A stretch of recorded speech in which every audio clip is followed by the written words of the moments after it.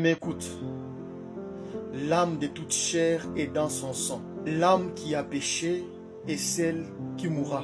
Mais le pardon de Jésus-Christ nous a rachetés de cette sentence de mort. Le pardon du péché, qu'est-ce que c'est? Le pardon du péché est la substitution, le remplacement de l'âme pécheresse de l'autel par l'âme qui n'a pas péché sur l'autel. L'autel par lequel nous devrions mourir était la croix, et Jésus, lui qui n'a point péché, est allé à la croix pour nous. Ainsi, il nous a évité la sentence de mort. L'âme de Christ a absorbé le péché de l'âme qui a péché, que nous sommes. Ainsi, l'âme qui a péché est l'âme qui a été sauvée, toi et moi. C'est cette âme qui est en train d'adorer, de louer, d'annoncer la bonne nouvelle au monde. Bien-aimés, dans l'ancien temps, les Romains étaient en train de tuer les condamnés à mort par crucifixion. Les condamnés à mort avaient comme autel la croix. Jésus est venu, il a pris cette croix, il a pris cet autel, il s'est donné lui-même comme un animal. Bien-aimé, avant la mort de Jésus-Christ, tout celui qui péchait pouvait amener du menu bétail ou du gros bétail ou encore 2 tourterelles si cet homme est pauvre. Ainsi, il mettra la main sur le bœuf qu'il a donné en sacrifice. Le sacrificateur va prier. Ainsi, le péché qui était dans l'âme de cet homme va ainsi être transmis dans l'animal. Ainsi, cet animal sera tué et mis sur l'autel. Comme Jésus a absorbé nos péchés, il est allé à la croix qui est l'autel et condamné à mort.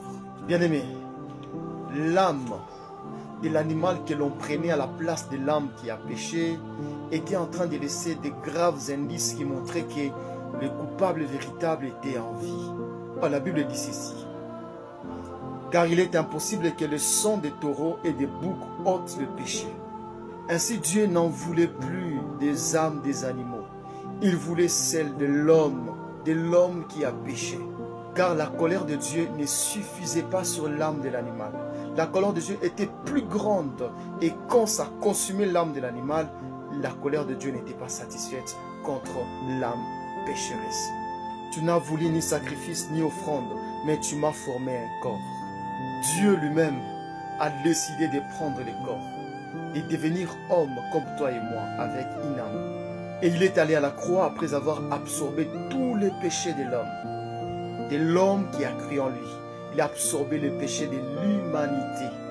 Et la colère de Dieu s'est abattue fortement sur l'âme qui avait le péché. C'était l'âme de Christ qui avait tout absorbé. Et Dieu a frappé fort.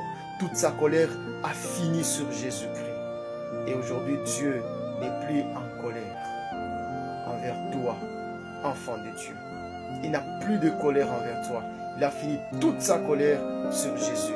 C'était le sacrifice suffisant pour que la colère de Dieu puisse prendre fin sur toi et sur moi. Désormais, il n'y a plus de sacrifice pour être sauvé. Un seul sacrifice a été fait et toute la colère de Dieu a été contenue dans ce sacrifice. La Bible dit ceci: le Saint-Esprit vous rappellera de ce que vous avez entendu.